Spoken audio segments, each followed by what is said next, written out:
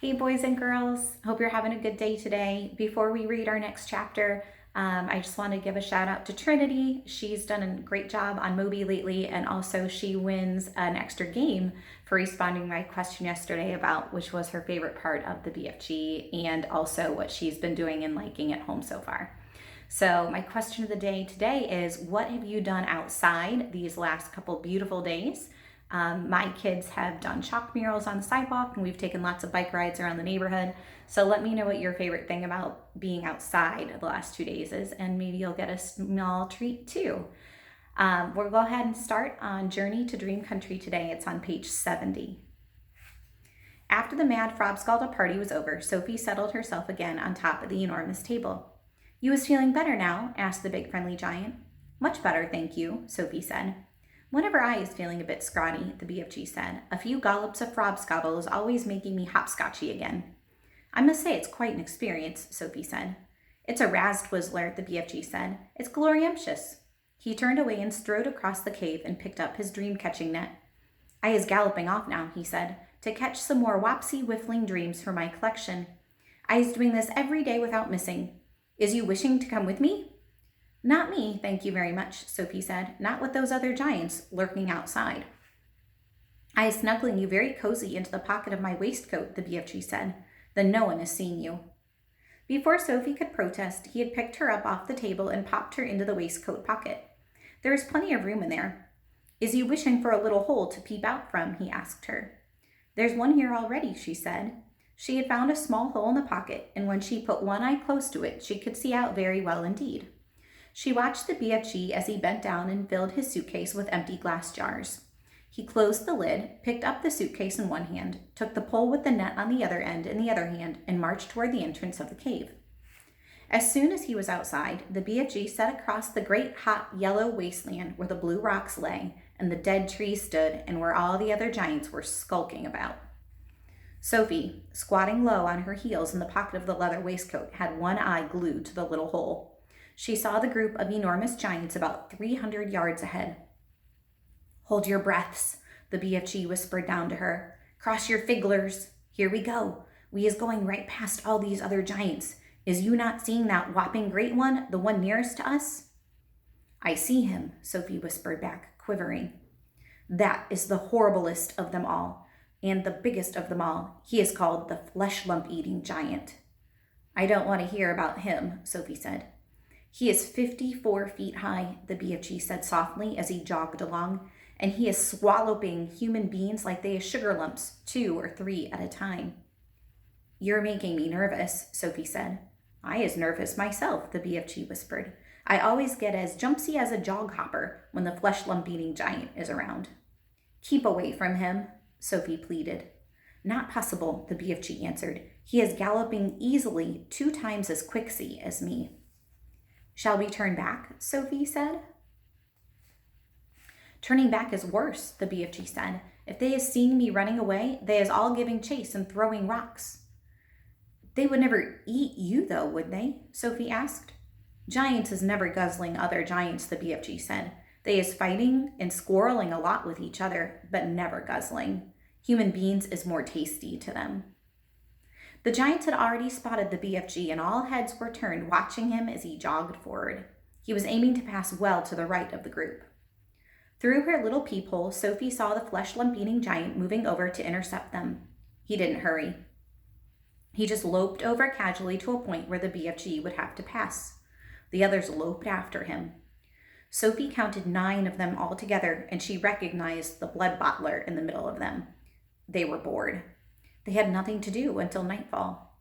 There was an air of menace about them as they loped slowly across the plain with long, lolloping strides, heading for the BFG. "Here comes the runty one," boomed the flesh lump eater. "Ho, ho there, runty one.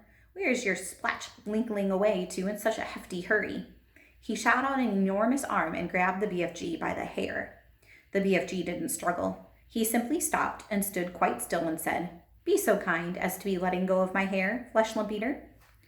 The flesh lump eater released him and stepped back a pace. The other giants stood around waiting for the fun to start. "Now then, you little grob squiffler," boomed the flesh lump eater. We is all of us wanting to know where you was galloping off to every day in the daytime. Nobody ought to be galloping off to anywhere until it is getting dark. The human beings could easily be spotting you and starting a giant hunt, and we is not wanting that to happen, is we not? We is not, shouted the other giants. Go back to your cave, Runty One. I is not galloping to any human being country, the BFG said. I is going to other places. I is thinking, said the flesh lump eater, that you is catching human beings and keeping them as pets. Right you is, cried the blood bottler. Just now I is hearing him chittering away to one of them in his cave. You is welcome to go and search my cave from frack to bunt, the BFG answered. You can go looking into every crook and nanny. There's no human beans or stringy beans or runner beans or jelly beans or any other beans in there. Sophie crouched still as a mouse inside the BFG's pocket. She hardly dared to breathe. She was terrified she might sneeze. The slightest sound or movement would give her away. Through the tiny peephole, she watched the giants clustering around the poor BFG. How revolting they were. All of them had piggy little eyes and enormous mouths with thick sausage lips. When the flesh lump eater was speaking, she got a glimpse of his tongue. It was jet black, like a slab of black steak. Every one of them was more than twice as tall as the BFG. Suddenly, the flesh lump eater shot out two enormous hands and grabbed the BFG around the waist. He tossed him high in the air and shouted, "Catch him, man-hugger!" The man-hugger caught him. The other giants spread out quickly in a large circle, each giant about 20 yards from his neighbor, preparing for the game they were going to play. Now the man-hugger threw the BFG high and far, shouting, "Catch him, Bone Cruncher!" The Bone Cruncher ran forward and caught the tumbling BFG and immediately swung him up again. "Catch him, Child Chewer," he shouted. And so it went on. The giants were playing ball with the BFG, vying with each other to see who could throw him the highest. Sophie dug her nails into the sides of the pocket, trying to prevent herself from tumbling out when she was upside down. She felt as though she were in a barrel going over Niagara Falls. And all the time there was the fearful danger that one of the giants would fail to catch the BFG, and he would go crashing to the ground. "Catch him, Meat Dripper! Catch him, Gizzard Gulper! Catch him, Maid Masher! Catch him, Blood Bottler! Catch him! Catch him! Catch him!" In the end, they got bored with this game. They dumped the poor BFG on the ground. He was dazed and shattered. They gave him a few kicks and shouted, "Run, you little runt! Let us be seeing how fast you was galloping." The BFG ran. What else could he do? The giants picked up rocks and hurled them after him. He managed to dodge them. "Ready, little runt," they shouted. "Troggy little twit. Shrivelly little shrimp. Mucky little midget. Squaggy little squib. Grobby little grub." At last the BFG got clear of them all, and in another couple of minutes the pack of giants was out of sight over the horizon. Sophie popped her head up from the pocket. "I didn't like that," she said. "Whew," said the BFG. "Whew, and far between. They was in a nasty crotching mood today, they was not. I is sorry you was not having such a whirligig time." "No worse than you," Sophie said. "Would they ever really hurt you?" "I isn't ever trusting them," the BFG said. "How do they actually catch the humans they eat?" Sophie asked. "They is usually just sticking an arm in through the bedroom window and snitching them from their beds," the BFG said. "Like you did to me?" "Ah, but I isn't eating you," the BFG said. "How else do they catch them?" Sophie asked. "Sometimes," the BFG said, "they is swimmeling in from the sea like fishies, with only their heads showing above the water. And then out comes a big hairy hand and grabbles someone off the beach." "Children as well?" "Often chidlers," the BFG said. "Little chidlers who is building sandcastles on the beach. That is who the swimmeling ones are after. Little chidlers is not so tough to eat as old grandmama, so says the child-chewing giant." As they talked, the BFG was galloping fast over the land. Sophie was standing right up in his waistcoat pocket now and holding onto the edge with both hands. Her head and shoulders were in the open, and the wind was blowing in her hair. "How else do they catch people?" she asked.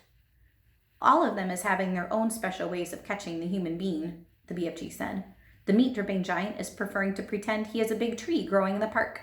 He is standing in the park in the dusky evening, and he is holding great big branches over his head, and there he is waiting until some happy families is coming to have a picnic under the tree. The meat-dripping giant is watching them as they lay out their little picnic, but in the end it is the meat dripper who is having the picnic." It's too awful, Sophie cried. The gizzard gulping giant is a city lover, the BFG went on. The gizzard gulper is lying high up between the roofs of houses in the big cities. He is lying there snuggy as a sniggler and watching the human beings walking on the street below. And when he sees one that looks like it has a whoppsie good flavor, he grabs it. He is simply reaching down and snitching it off the street like a monkey taking a nut. He says it is nice to be able to pick and choose what you is having for supper. He says it is like choosing from a menu. Don't people see him doing it? Sophie asked. Never is they seeing him. Do not forget, it is dusky dark at this time. Also, the gizzard gulper has a very fast arm. His arm is going up and down quicker than Squinker's. But if all of these people are disappearing every night, surely there's some sort of an outcry, Sophie said. The world is a whopping big place, the BFG said. It has 100 different countries. The giants is clever. They is careful not to be skittling off to the same country too often. They is always switch fiddling around. Even so, Sophie said. Do not forget, the BFG said, that human beings is disappearing everywhere all the time, even without the giants is guzzling them up. Human beings is killing each other much quicker than the giants is doing it. But they don't eat each other, Sophie said. Giants isn't eating each other either, the BFG said, nor is giants killing each other. Giants is not very lovely, but they is not killing each other. Nor is crocodile-dillies killing other crocodile-dillies. Nor is pussycats killing pussycats. They kill mice, Sophie said. Ah, but they is not killing their own kind, the BFG said. Human beings is the only animals that is killing their own kind. Don't poisonous snakes kill each other? Sophie asked. She was searching desperately for another creature that behaved as badly as the human. Even poisonous snakes is never killing each other, the BFG said, nor is the most fearsome creatures like tigers and rhinoceroses. None of them is ever killing their own kind. Have you ever thought about that? Sophie kept silent. I is not understanding human beings at all, the BFG said. You is a human being, and you is saying it is grizzling and horgist for giants to be eating human beings. Right or left? Right, Sophie said. But human beings is squishing each other all the time, the BFG said. They is shooting guns and going up in aerial planes to drop their bombs on each other's heads every week. Human beings is always killing other human beings. He was right. Of course he was right, and Sophie knew it. She was beginning to wonder whether humans were actually any better than giants. Even so, she said, defending her own race, I think it's rotten that those foul giants should go off every night to eat humans. Humans have never done them any harm. That is what the little piggy wig is saying every day, the BFG answered. He is saying I has never done any harm to the human being, so why should he be eating me? Oh dear, Sophie said.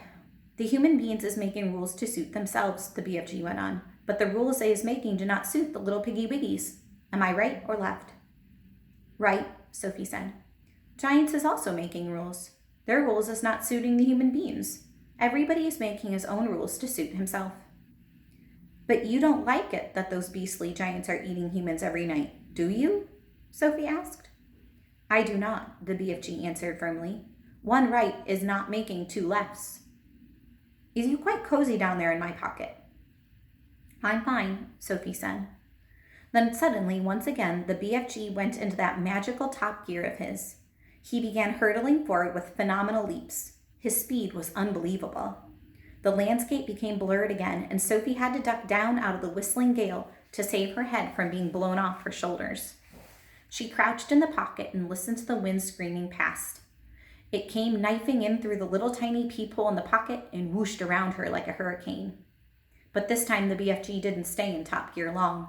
It seemed as though he had some kind of barrier to cross, a vast mountain perhaps, or an ocean, or a great desert. But having crossed it, he once again slowed down to his normal gallop, and Sophie was able to pop her head up and look out once more at the view. She noticed immediately that they were now in an altogether paler country.